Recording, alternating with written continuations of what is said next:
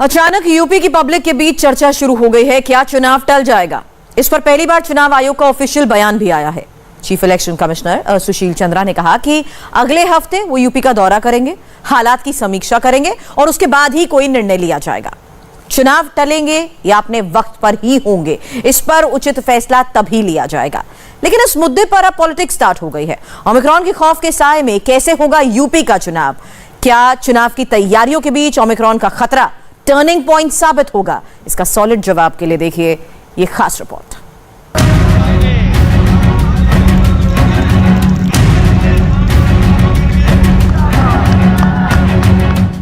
देश में ओमिक्रॉन की दहशत के बीच क्या यूपी विधानसभा चुनाव टलने वाला है?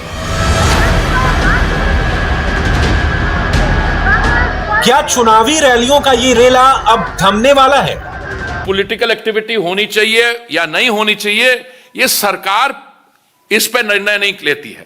इस पे लिए प्रॉपरली कॉन्स्टिट्यूटेड एक हमारी बॉडी है, इलेक्शन कमीशन है, उनको यह निर्णय लेना होता है। उन्होंने कहा न्यायालय की टिप्पणी का चुनाव आयोग संज्ञान लेगा और उसके अनुसार जो भी उपयुक्त निर्णय लेगा हम उसे स्वीकार करेंगे। मुझे लगता है election commission of India model code of conduct जब लगाता है, उनको ही निर्णय करना है कब चुनाव करने हैं, और संविधान में तय है कब कब चुनाव होने हैं। इलाहाबाद हाई कोर्ट ने केंद्र सरकार से चुनाव टालने पर विचार करने की बात कही है, तो क्या अब इलाहाबाद हाई कोर्ट की सुनेगा चुनाव आयोग और राज्यों में होने वाले चुनाव को आगे के लिए टाल देगा? उत्तर प्रदेश में जनमानस पूरी तरह से बीजेपी के खिलाफ है। बीजेपी चुनाव हारने जा रही है और हो सकता है इससे घबराकर बीजेपी चुनाव टालने के लिए कोई बहाना ढूंढ रही हो।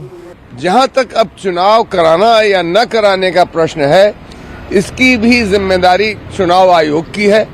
लोकतंत्र की रक्षा होनी चाहिए। जनता ये भी चाहती है कि ये जो योगी की सरकार है वो जाए, पर जनता की सुरक्षा हो, ये भी हम चाहेंगे, और संविधान और लोकतंत्र की भी सुरक्षा होनी चाहिए। उत्तर प्रदेश में लोगों की जिंदगी की क्या हाल हुए ये हमने देखा है, तो ये सारी रैलियां बंद होनी चाहिए, बिल्कुल बंद होनी चाहिए। सारे पार्टी की, हमारी तो हो ही नहीं रही। आपको पता है 28 तारीख को मेरी रैली मुंबई में थी और उस वक्त तो ओमिक्रॉन की शुरुआत हुई थी। 6 मसले ये आए थे, पेशेंट सामने आए थे। हमने तुरंत निर्णय ले लिया और हमने 28 तारीख की राहुल गांधी जी की शिवाजी पार्क की, जहां लाखों लोग इकट्ठा होने थे, हमने उसको पोस्टपोन किया, हमने उसको आगे किया। चुनाव टलने के कयास पर सियासत शुरू हो गई है। सभी दलों के अपनी डफली अपनी राग है, लेकिन सबसे बड़ा सवाल है, क्या जनता की जान से प्यारी चुनाव की तैयारी है? जवाब है यकीनन नहीं। लेकिन यूपी समेत 5 राज्यों में विधानसभा चुनाव क्या अपने समय पर होगा या कोरोना के खतरे को देखते हुए आगे बढ़ेगा? उससे पहले इस पर चुनाव आयोग का क्या कहना है, इसे सुन लीजिए।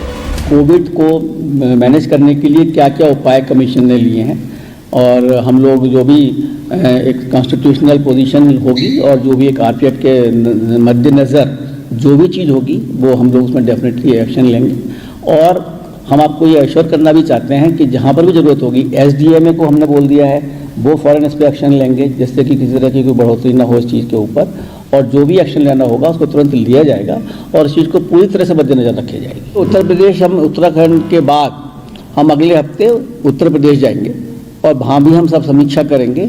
उसके बाद जो भी उचित निर्णय किया जाएगा कमीशन में बैठकर वो हम लोग करेंगे। चुनाव आयोग का कहना है कि वो अलर्ट मोड में है। चुनाव का चक्कर जिंदगी से बढ़कर है, इसलिए सरकार सतर्क है। मौजूदा हालात पर नजर रखी जा रही है, वक्त रहते एहतियात के कदम उठा रहे हैं। केंद्र सरकार को भी जो करना है वो कर रही है। केंद्र सरकार ने राज्यों को जिलों में पॉजिटिव केस, डबलिंग रेट और क्लस्टर पर नजर रखने की सलाह दी है। केंद्र के मशवरे को मानते हुए राज्य सरकारों ने भी एहतियातन सख्ती शुरू कर दी है। नए ओमिक्रॉन वेरिएंट के खतरे को देखते हुए अब तक 10 राज्य क्रिसमस और न्यू ईयर से पहले पाबंदियां घोषित कर चुके हैं। सख्ती बरतते हुए मध्य प्रदेश, उत्तर प्रदेश, राजस्थान और गुजरात जैसे राज्यों ने नाइट कर्फ्यू लागू कर दिया है। वहीं राजस्थान में दूसरी लहर से ही नाइट कर्फ्यू लागू है। दिल्ली, महाराष्ट्र, कर्नाटक और ओडिशा में क्रिसमस और न्यू ईयर सेलिब्रेशन पर रोक लगा दी गई है। तेलंगाना के एक गांव ने ओमिक्रॉन के खतरे को देखते हुए खुद ही 10 दिन का लॉकडाउन लगा दिया है।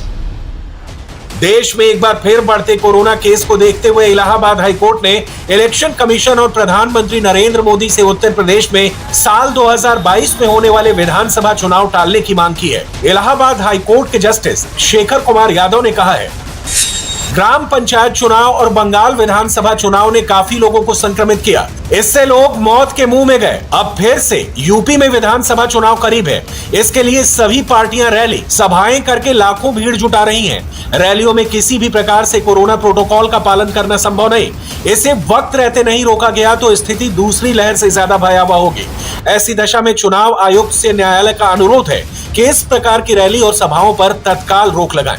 आयुक्त पार्टियों को आदेशित करें कि वो अपना प्रचार टीवी और न्यूज़पेपर के जरिए करें। संभव हो तो फरवरी में होने वाले चुनाव को भी 1-2 महीने के लिए टाल दें।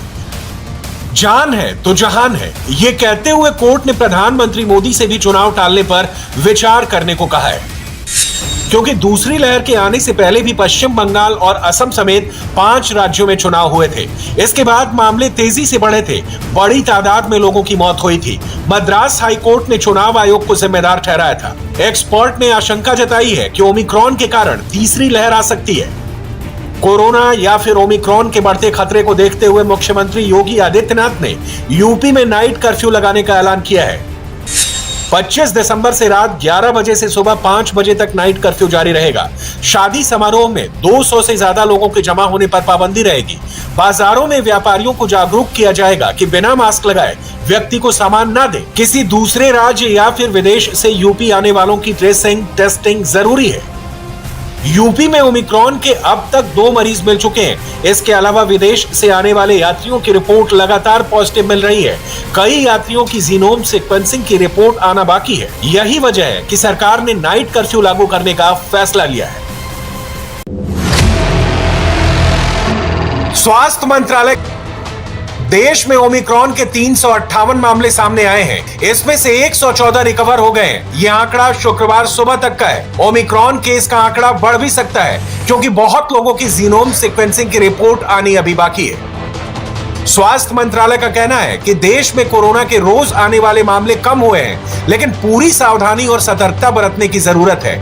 राहत की बात यह है कि भारत का पॉजिटिविटी रेट भी दुनिया के औसत से कम है। दुनिया में केस पॉजिटिविटी रेट 6% से ज्यादा है। भारत में केस पॉजिटिविटी रेट 5.3% है। पिछले 2 हफ्ते के दौरान भारत में केस पॉजिटिविटी दर 0.6% ही रही है। लेकिन दिल्ली के हालात खतरे का अलार्म बजा रहे हैं। पिछले 1 हफ्ते में दिल्ली में कोरोना मरीजों की तादाद में 96.7% का इजाफा हुआ है। इसे देखते हुए दिल्ली में कोरोना की नई लहर की आशंका जताई जा रही है।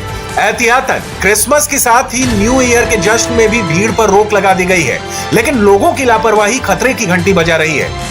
ये दिल्ली के सरोजनी नगर मार्केट की तस्वीरें हैं। सोशल डिस्टेंसिंग का हाल ये है कि लोगों के बीच की दूरी गज में तो दूर, इंच में सिमट गई है। खरीदारों की वजह से सरोजनी नगर मार्केट खचाखच भरा हुआ है। तस्वीर देखते हुए दिल्ली हाई कोर्ट ने जो है वो इलाके के जो SHO हैं उनको तलब किया है कोर्ट में, और ये टिप्पणी की है कि जो सरोजनी नगर मार्केट की तस्वीर सोशल मीडिया पे भी लगातार चल रही थी वो बेहद गंभीर है और चिंताजनक है। जिस तरीके का कोविड-19 का और ओमिक्रॉन का खतरा इस वक्त बना हुआ है, लगातार केस जो बढ़ रहे हैं उसको ध्यान में रखते हुए फिलहाल इलाके के SHO को तलब किया है और गंभीर टिप्पणी भी की है। आप देखें तो पूरी सरोजनी नगर मार्केट की ये तस्वीर है जो बेहद डराने वाली है। हालात इतने गंभीर हो रहे हैं, लेकिन बावजूद इसके ना ही लोग और ना ही दुकानदार सबक लेने को तैयार हैं और लगातार बाजारों में खरीदारी करने के लिए पहुंच रहे हैं। तस्वीरों से साफ है, लापरवाही का आलम अपने चरम पर है। इसी बीच कोरोना गाइडलाइंस का उल्लंघन करने पर दिल्ली के महरौली में एक रेस्टोरेंट को सील कर दिया गया। रेस्टोरेंट में तय तादाद से ज्यादा भीड़ जमा थी। करीब 600 लोग यहां एक इवेंट के दौरान पार्टी कर रहे थे। जानकारी मिलने पर तहसीलदार और दिल्ली पुलिस ने मौके पर पहुंचकर रेस्टोरेंट को खाली करवाया और DDMA की गाइडलाइंस का उल्लंघन करने का नोटिस चिपकाकर रेस्टोरेंट को सील कर दिया। बाकायदा यहाँ पर गवर्नमेंट ऑफ दिल्ली का एक नोटिस यहां पर चिपकाया गया है, जिसके अंदर किस तरीके से यहां पर कोविड के नियमों का उल्लंघन किया गया उस बारे में यहां पर यह जानकारी देके नोटिस यहां पर लगाया गया है। और साथ ही पुलिस ने IPC की धारा 269 और इसके अलावा 188 के तहत मामला भी दर्ज करके इस रेस्टोरेंट को फिलहाल सील कर दिया है। लगातार यह अपील की जा रही है कि सोशल डिस्टेंसिंग का पालन किया जाए और इसी वजह से डीडीएमए ने नई गाइडलाइंस जारी की हैं, जिसमें रेस्टोरेंट्स के मालिक से यह अपील की गई है कि जितनी कैपेसिटी है उसके सिर्फ 50% ही लोगों को रेस्टोरेंट में आने दिया जाएगा। लेकिन उल्लंघन किस तरीके से हो रहा है, क्रिसमस का त्योहार और इसके साथ नए साल के जश्न के चलते लोग लापरवाहियां बरत रहे हैं और ऐसा ही दिल्ली के इस मेहरौली के रेस्टोरेंट के अंदर देखा गया, जहां पर 600 लोग सोशल डिस्टेंसिंग का उल्लंघन करके, कोविड प्रोटोकॉल्स का उल्लंघन करके यहां पर पार्टी कर रहे थे। फिलहाल इस रेस्टोरेंट को सील कर दिया गया है और दिल्ली पुलिस और दिल्ली सरकार का एक्शन लगातार जारी है। हेल्थ मिनिस्ट्री के मुताबिक देश में एक्टिव केस वाले टॉप 5 राज्य हैं केरल, तमिलनाडु, कर्नाटक, पश्चिम बंगाल और महाराष्ट्र। लेकिन मुंबई से आई ये तस्वीरें डराने वाली हैं। कहने को तो मुंबई में 31 दिसंबर तक धारा 144 लागू है, लेकिन हकीकत क्या है, इसे आप दादर सब्जी मंडी में जमा हजारों की इस भीड़ से समझ सकते हैं। हर रोज की तरह आज भी इस बाजार में हजारों की संख्या में लोग खरीदारी करने के लिए पहुंचे हैं। इस भीड़ में मौजूद लोग न तो सोशल डिस्टेंसिंग का पालन कर रहे हैं और न ही सही तरह से कई लोग मास्क पहने हुए हैं। यह हालात तब है जब मुंबई में सबसे ज़्यादा ओमिक्रॉन के मामले सामने आए हैं। आंकड़ों की बात करें तो पिछले 24 घंटे में महाराष्ट्र में 23 नए ओमिक्रॉन के मामले सामने आए हैं। अब पूरे महाराष्ट्र में कुल 88 ओमिक्रॉन के केसेस हो चुके हैं। वही कोरोना केसेस की बात करें तो पिछले 24 घंटे में महाराष्ट्र में 1179 नए मामले सामने आए हैं, जबकि 17 लोगों की मौत हुई है। वहीं सिर्फ मुंबई में ही 600 से ज़्यादा कोरोना के मामले पिछले 24 घंटे में रिपोर्ट किए गए हैं। 25 दिसंबर यानी क्रिसमस कल के दिन है और 31 दिसंबर नए साल का जो सेलिब्रेशन होता है, उस समय खासतौर पर बाज़ारों में उसे देखते हुए काफ़ी ज़्यादा भीड़ जो है इस समय नज़र आ रही है। जहां तक भी कैमरे की नज़र जाएगी आप देख सकते हैं भारी भीड़ इस समय इस क्रॉफर्ड मार्केट जो ठीक मुंबई के जो सीपी हैं, कमिश्नर ऑफिस के जस्ट सामने का ही ये क्रॉफर्ड मार्केट है और वहाँ का नज़ारा आप देखें कितनी भारी भीड़ यहाँ पर इकट्ठा है। सोशल डिस्टेंसिंग की धज्जियाँ उड़ रही हैं। कई चेहरे आपको यहाँ पर ऐसे दिख जाएंगे जिनके चेहरे पर मास्क नहीं है। और सबसे ज़्यादा चौंकाने वाली बात यह है कि इन भीड़ भाड़ वाले इलाकों में चाहे मार्केट प्लेसेस हों, चाहे बीचेस हों या जितने भी पब्लिक प्लेसेस हैं, वहाँ पर बीएमसी मार्शल पूरी तरीके से नदारद हैं। कोई भी बीएमसी मार्शल दिखता नहीं है। अगर दिखता भी है तो एकदम जो मार्केट की शुरुआत है सिर्फ वहाँ पर इक्का दुक्का दिख जाते हैं। अंदर जो मार्केट का मेन एरिया है जहाँ पर सबसे ज़्यादा संक्रमण का खतरा फैलने का रहता है, सबसे ज़्यादा भीड़ रहती है, वहाँ पर एक भी बीएमसी का मार्शल नहीं दिखाई देता। हेल्थ मिनिस्ट्री के मुताबिक ओमिक्रॉन संक्रमित होने वालों में 91% ऐसे लोग हैं जो वैक्सीन की दोनों डोज ले चुके हैं। 70% ओमिक्रॉन से संक्रमित मरीज एसिम्प्टोमेटिक हैं, वहीं 61% मरीज पुरुष हैं। देश में पिछले 24 घंटे में ओमिक्रॉन के मामले में रिकॉर्ड बढ़ोतरी देखने को मिली है। इसलिए राज्य सरकारें अपने अपने राज्यों में बंदिशें लगानी शुरू कर दी है। संक्रमण के बढ़ते खतरे को देखते हुए क्रिसमस और न्यू ईयर पार्टी में लोगों के भारी तादाद में जमा होने पर पाबंदी लगाई जा रही है और इसी वजह से यूपी समेत देश के 5 राज्यों में होने वाले चुनाव को आगे टालने की भी मांग बढ़ने लगी। इंडिया टीवी हर वक्त हर जगह डाउनलोड करने के लिए सर्च करें India TV news Google play store या ऐप स्टोर पर।